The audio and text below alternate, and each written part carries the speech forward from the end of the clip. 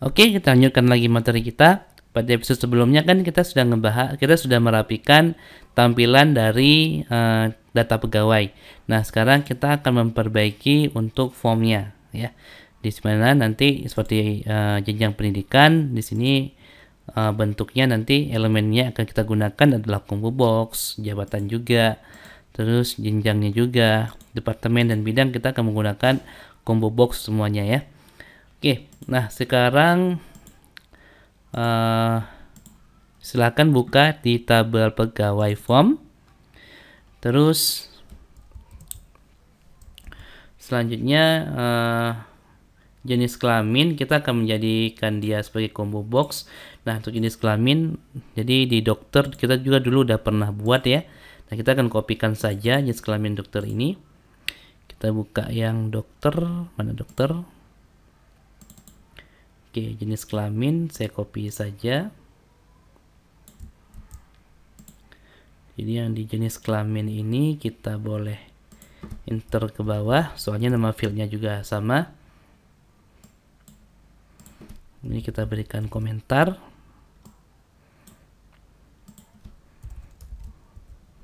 Oke, saya refresh. Nah, sekarang jadi drop down, ya, untuk jenis kelaminnya. Nah, selanjutnya ada tempat lahir dan tanggal lahir biarkan saja. Terus yang agama ini sudah benar. Sorry, ini yang dokter, ya. Seharusnya yang pegawai, data pegawai mana dia. Nah, oke. Terus untuk jenjang pendidikan kita akan ambil dari tabel pendidikan, tabel jenjang pendidikan yang ini. Mana yang jenjang pendidikan?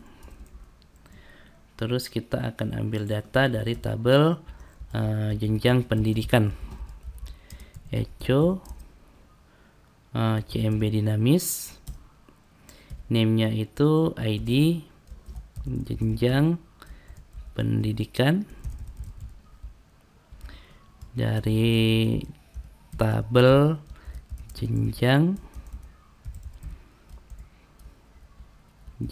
pendidikan, terus fieldnya itu jenjang pendidikan,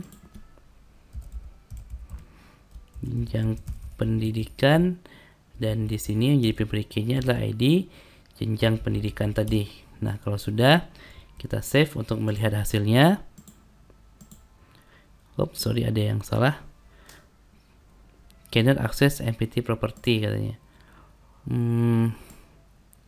Nama elemen, nama tabel, nama field.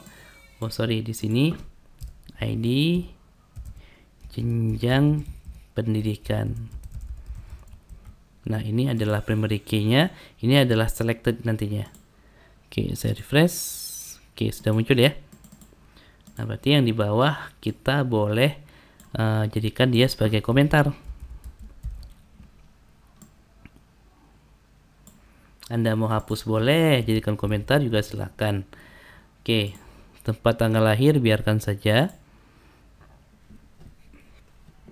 Nah, sekarang jabatan. Saya copy saja kayaknya, ya. Nah, sekarang jabatan kita akan ambil dari tabel jabatan.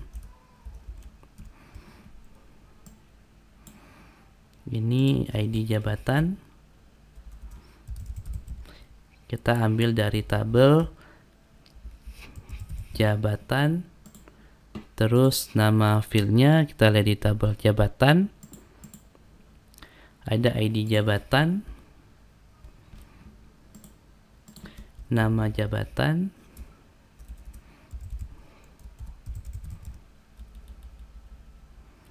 di sini ID jabatan menjadi pemberi key-nya.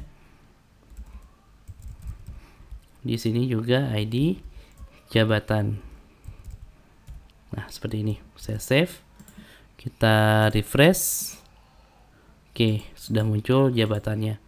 Oke, yang di bawah berarti kita jadikan dia komentar kembali.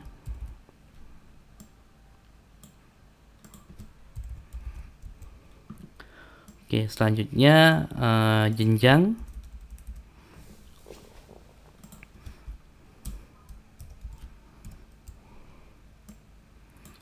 Nama fieldnya adalah kode jenjang.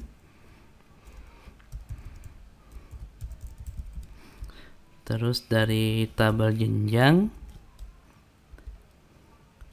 fieldnya adalah nama jenjang nanti.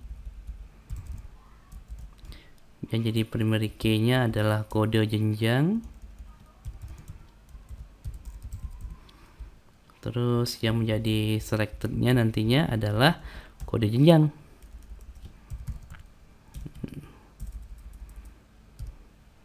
Nah, seperti ini. Sekarang yang kode jenjang yang text box-nya kita berikan komentar.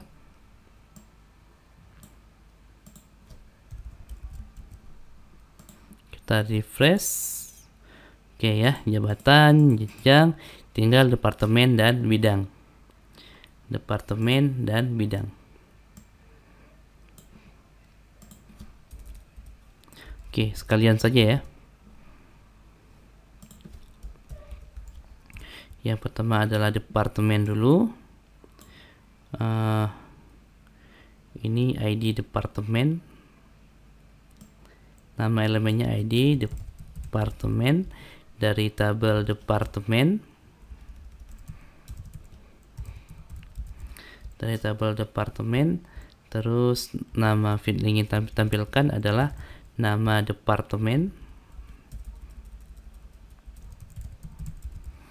Yang jadi primary key-nya adalah ID departemen.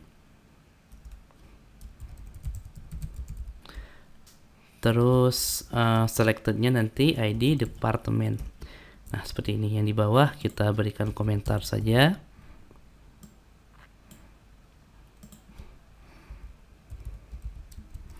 Kemudian yang terakhir adalah untuk data bidangnya. Berarti dia berrelasi dengan tabel bidang. Di sini ID bidang, nama elemennya kita mengikuti yang di bawah ini. Terus dari tabel bidang, nama field yang ingin tampilkan adalah nama bidang.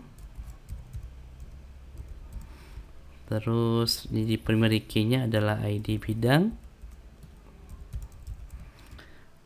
Di sini jadi selected-nya juga ID bidang.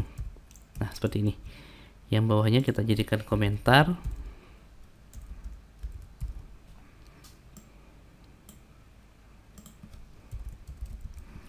Kalau sudah, kita coba refresh. Nah, oke ya, sudah muncul ya departemen dan bidangnya. Nah, terus di dokter, tabel dokter kan dia punya kode dokter nih.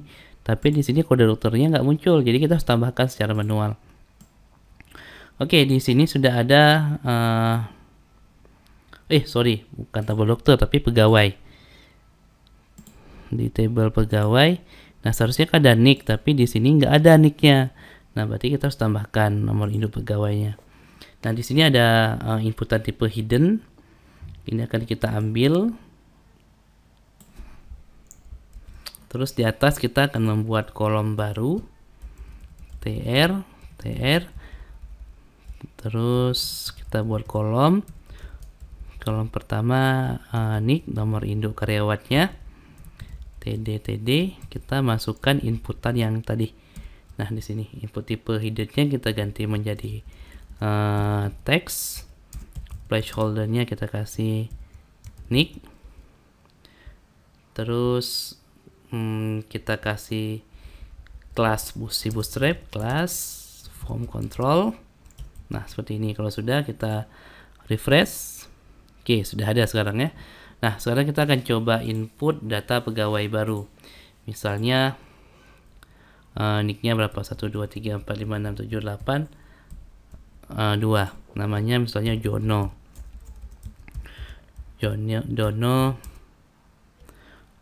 Situ Morang. Jenis kelaminnya laki-laki, NPWP-nya bla bla bla bla bla bla. Jenjang pendidikan terakhirnya adalah D4 misalnya, tempat lahirnya Medan, tanggal lahirnya bla bla bla bla. Jabatannya jabatan 1 atau penanggung jawab lab. jenjangnya jenjang 2, departemennya misalnya keuangan, bidangnya bidang 2. Ini misalnya ya, datanya masih belum benar. Oke, kalau sudah saya klik create. Nah, oke. Kalau misalnya semua datanya sudah muncul, berarti form yang sudah kita modifikasi itu sudah benar. Oke, sekarang kita akan coba edit Jono Situmorang SST misalnya ya. Oke, saya update. Nah, oke, datanya juga sudah berubah, berarti sudah berhasil. Nah, oke, berarti sampai tahap ini kita sudah berhasil melakukan modifikasi atau membuat CRUD untuk data pegawai, untuk kelola data pegawai. Saya rasa cukup sekian pada episode kali ini. Sampai jumpa di episode selanjutnya.